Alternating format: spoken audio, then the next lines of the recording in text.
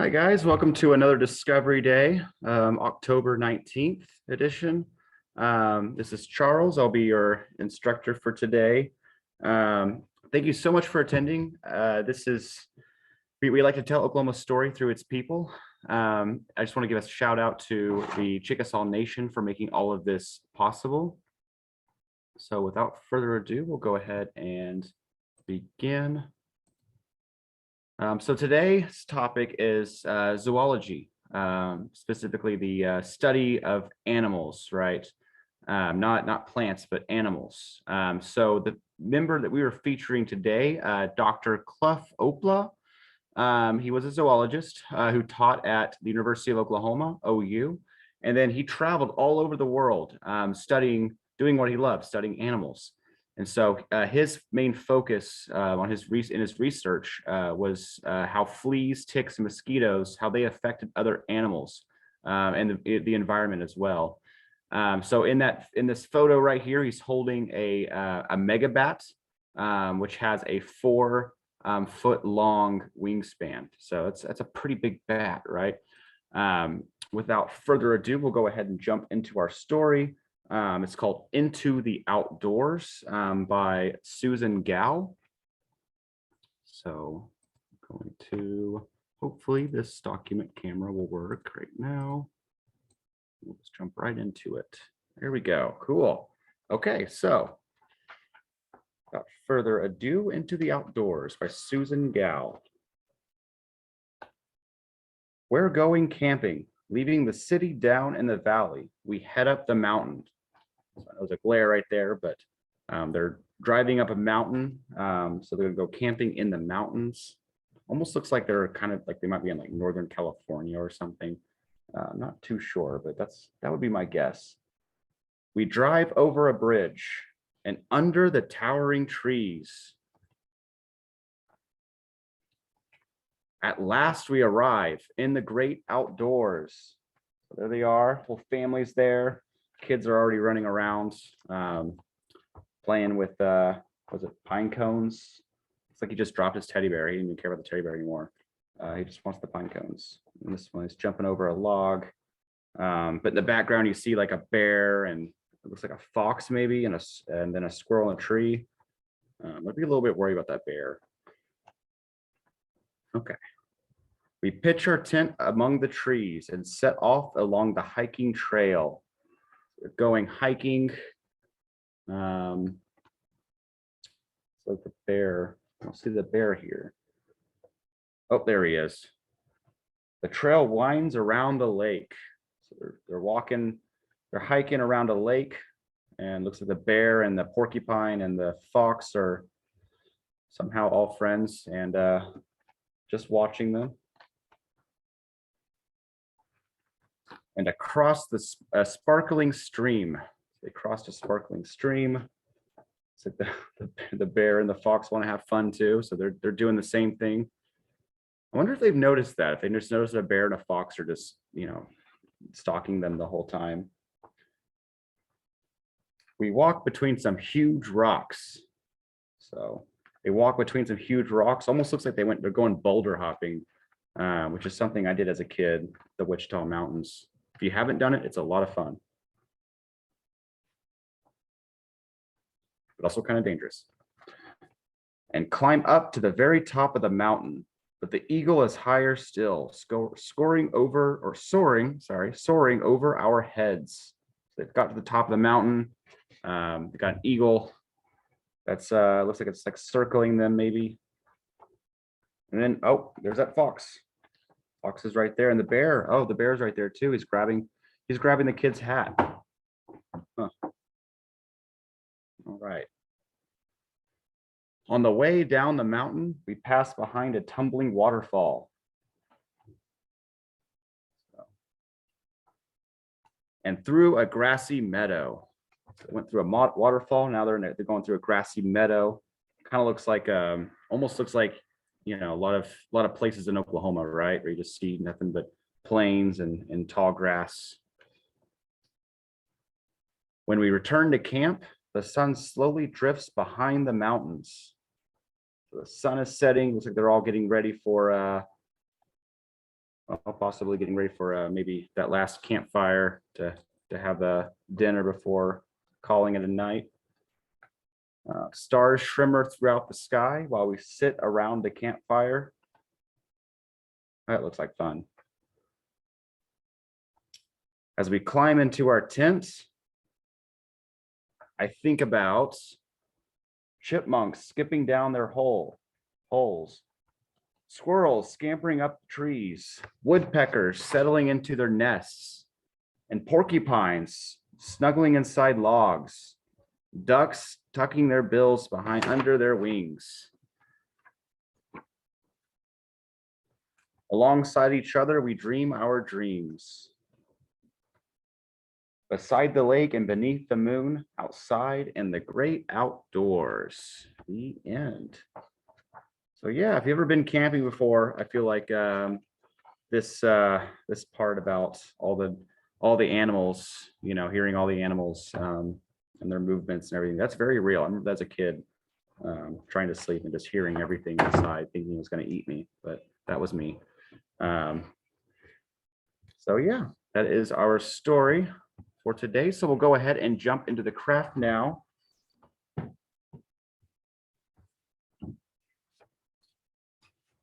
So what we have here, I'm missing the paper plate, I think, unless it's in here.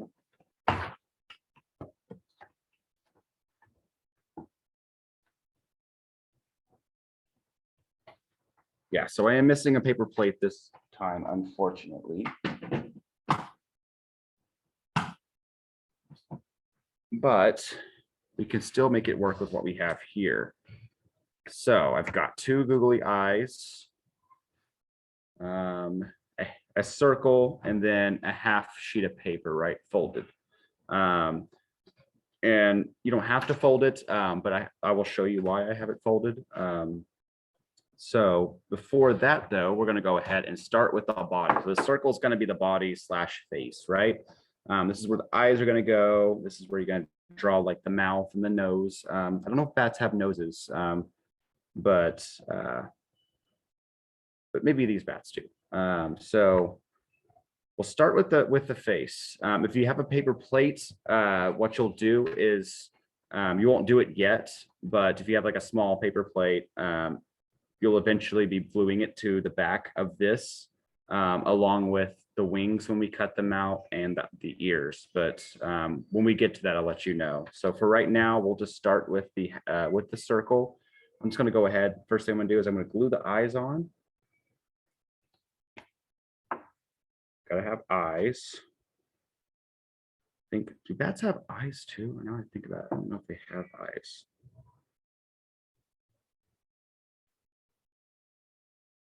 Oh, okay. So maybe I'll do this instead.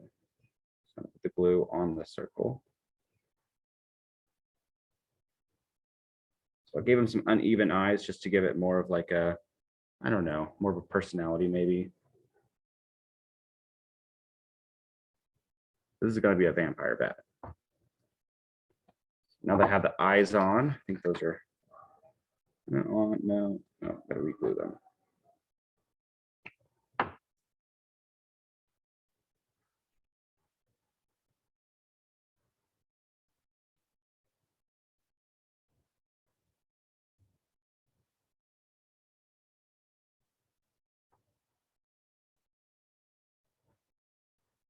Okay.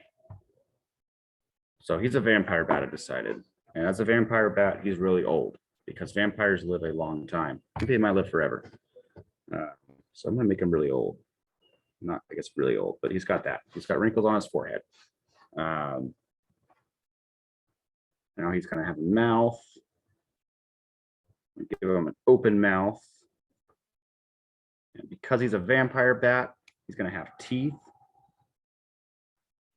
Vampire teeth.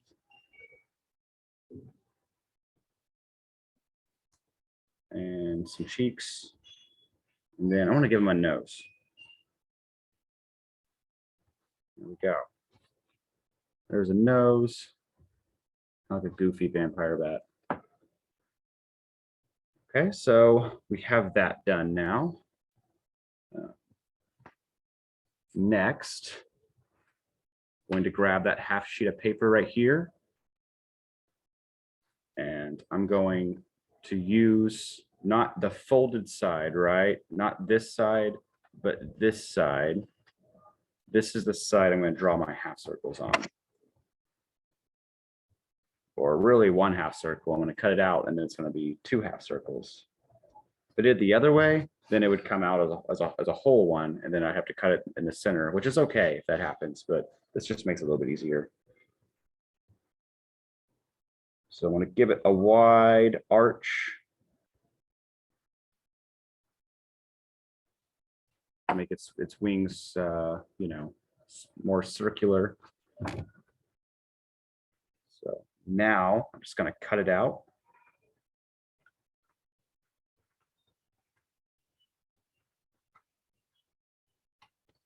In fact, I'm even going to, well, I'll cut this out first and I'll show you how I'm going to do it.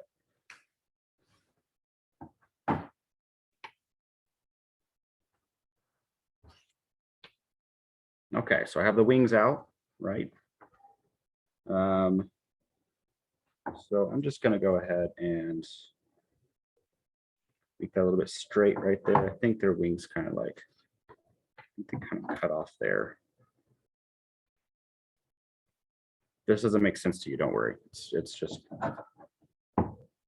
extra thing that I'm doing. There we go. So there are his wings. So now, before I glue them on, I'm going to fold them. So I'm going to fold them back and forth, kind of like how you would if you ever made like a fan out of paper in class. I used to do that as a kid. We would grab pieces of paper and we just fold it like this. Here, I'll show you. Oh, there we go. Sorry, everything's inverted in this camera, so it's kind of weird. Okay, so folding it like that, right? Do my first fold, and then I fold it back. If you've ever done a paper, or if you've ever done like a paper fan, this is, then you probably know, you've probably done this before too. So just keep doing like that. And I think we've done this with previous crafts too. But yeah, you just fold it back and forth. You're gonna give it the crumpled effect for its wings, because bats have, at least our bats have crumpled wings. There we go. Got the first one. This next one, I'm gonna do the same thing. For those of you who might missed it, I'm just going to fold this like that. It doesn't matter which way you start, really. If you want to, you know, start folding it the other way, that's fine too, I think. So fold it like that, right? And then just fold it back and forward again and back, and so on and so forth.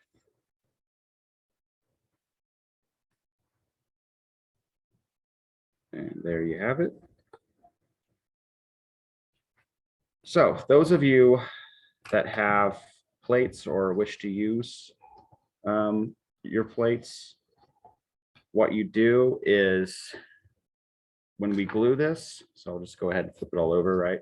When we glue this, your plate is just going to go over this, your half plate, or your small plate, right? Wings are going to be glued probably onto the plate and then also onto here. It's all just going to be connected, and then you're going to glue the circle onto the plate. If that makes sense. If not, you don't have to use a plate. I'm not using it.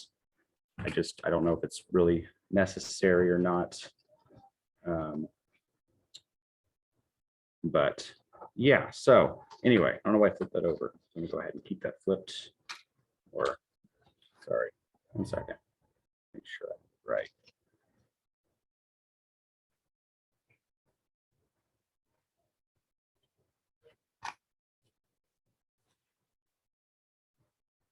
Okay. So here are the wings. Now I'm just going to glue them. I'm going to go ahead and put the glue on the circle. There's the first wing.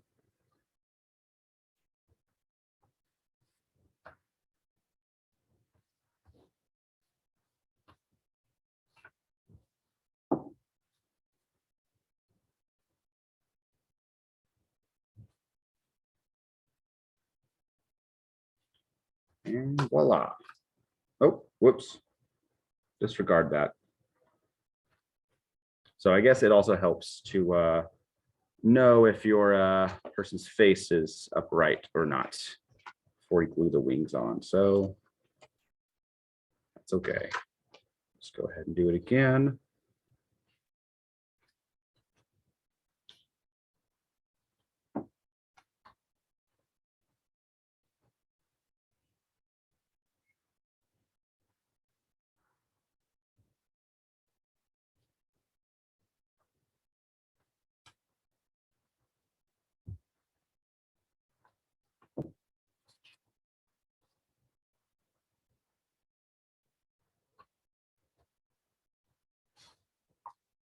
There we go. These are a little high up, but I think it works.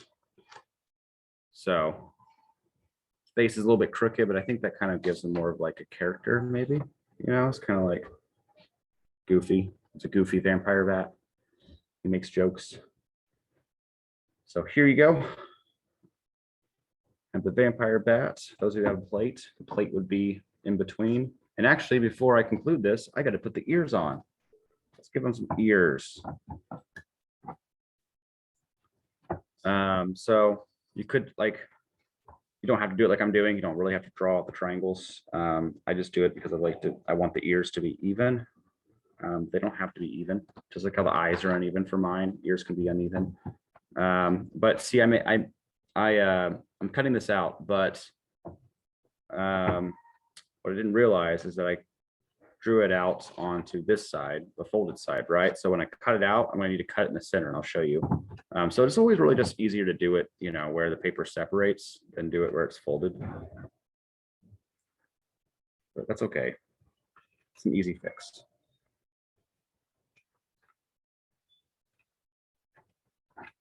So here we go. Just simply cut in the center. If you did the same thing that I did. Voila. 2 ears should be even. So since his head's a little bit slightly off, I'm going to try to, well, because I could do it that way.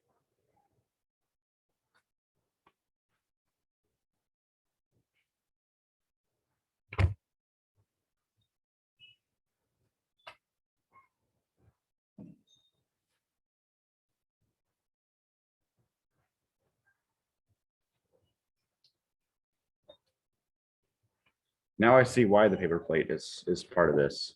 I think it's because the glue ended up getting glue all over it, all over the circle anyway. So maybe the paper plate's just there to kind of keep it all together.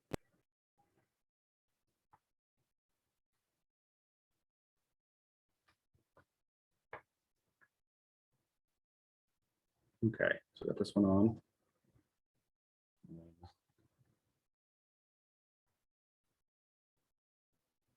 This one as well.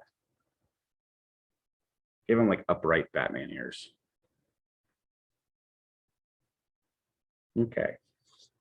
And there's the bat. So that concludes our Discovery Day session. Hope everyone had fun and hope you learned a lot about Dr. Hopla and maybe zoology, what zoology is. Remember, it's not botany. It is, so it's only the study of animals. Person that only studies plants is a botanist. But anyway, we'll see you next week and thank you all for attending. Bye, guys.